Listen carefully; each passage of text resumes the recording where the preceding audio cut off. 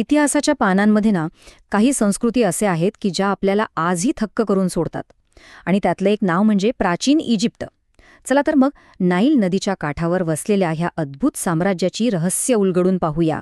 प्राचीन इजिप्त हे नाव ऐकताच आपल्या डोळ्यासमोर काय उभं राहतं?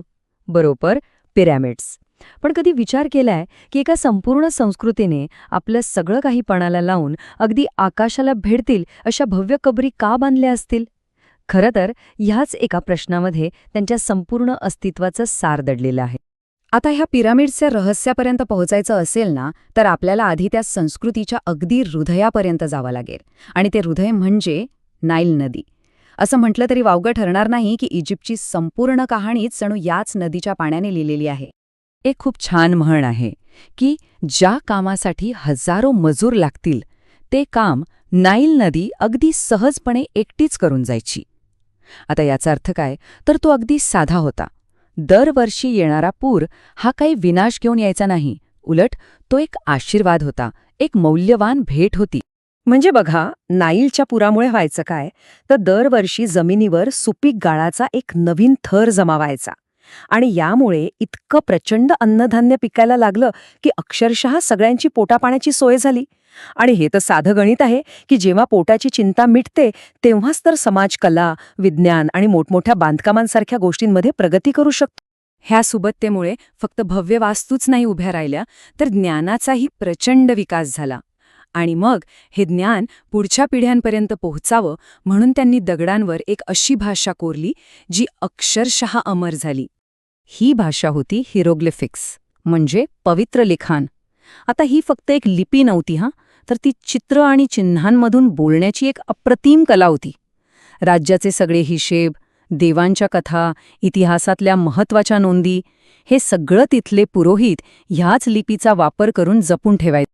ठीक आहे, नदी, सुबत्ता, लिखाण, पण मग या सगळ्याचा पिरामिडशी काय संबंध? अहो, संबंध आहे.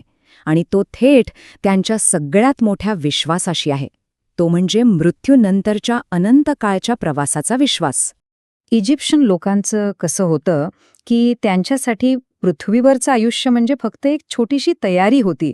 खरी लाईफ, खरं आयुष्य तर मृत्यूनंतर सुरू होणार होतं. एक असा प्रवास जो कधीच संपणार नाही. आणि गंमत म्हणजे या प्रवासाची तयारी ते आयुष्यभर करत असायचे.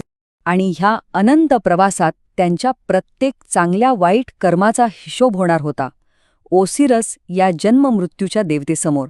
त्यामुळे साहजिकच त्यांचं प्रत्येक काम ह्याच अंतिम न्यायाच्या विचाराने प्रेरित असायचं. आणि याच विश्वासातून जन्म झाला ममी बनवण्याच्या प्रक्रियेचा. कारण सरळ होतं, मृत्यूनंतरच्या प्रवासासाठी शरीर सुरक्षित राहणं गरजेचं होतं. मग काय करायचे? आधी शरीरातले अवयव काढून ते खास रसायनांनी जपले जायचे. मग संपूर्ण देहाला कापडाच्या पट्ट्यांमध्ये एकदम काळजीपूर्वक गुंडाळलं जायचं. यानंतर ती मम्मी एका नक्षीदार शवपेटीत ठेवली जायची. आणि सगळ्यात शेवटी ती शवपेटी पुढच्या प्रवासात लागणाऱ्या सगळ्या वस्तूंसोबत पिरामिडसारख्या भव्य कबरीमध्ये कायमची ठेवली जायची. म्हणजे आता सगळा उलगडा होतोय नाही का? पिरामिड्स म्हणजे फक्त दगडांच्या कबरी नव्हत्या, तर ती इजिप्तच्या राजांसाठी म्हणजेच फेरोहांसाठी देवांपर्यंत पोहोचण्याच्या प्रवासातली अनंत काळाची सुरक्षित घरं होती. पण म्हणतात ना, प्रत्येक महान साम्राज्याला कधी ना कधी उतरती कळा लागते. जवळजवळ 2000 वर्षांच्या वैभवशाली इतिहासानंतर या महान साम्राज्यावरही संकटाचे ढग जमायला लागले. एकापाठोपाठ एक झालेल्या परकीय आक्रमणांनी इजिप्तच्या स्वातंत्र्याचा सूर्य जणू मावळतीला नेला. ही सुरुवात झाली साधारणपणे इसवी सन पूर्व 1700च्या आसपास, जेव्हा हिक्सॉस आक्रमकांनी तब्बल 500 वर्ष राज्य केलं. त्यानंतर असिरियन आले, मग पर्शियन आले. पुढे तर महान सिकंदराच्या ग्रीक साम्राज्याने इजिप्तला स्वतःमध्ये सामावून घेतलं. आणि शेवटी इसवी सन पूर्व 30मध्ये इजिप्त शक्तिशाली रोमन साम्राज्याचा फक्त एक प्रांत बनून राहिला. आणि या विशाल साम्राज्याच्या इतिहासाचा सगळ्यात शेवटचा आणि सगळ्यात नाट्यमय अध्याय लिहिला गेला तो एका राणीच्या नावाने, राणी क्लिओपात्रा. असं म्हटलं जातं की बलाढ्य रोमन साम्राज्याला क्लिओपात्राच्या सैन्यापेक्षा तिच्या सौंदर्याची आणि तिच्या बुद्धीची जास्त भीती वाटायची.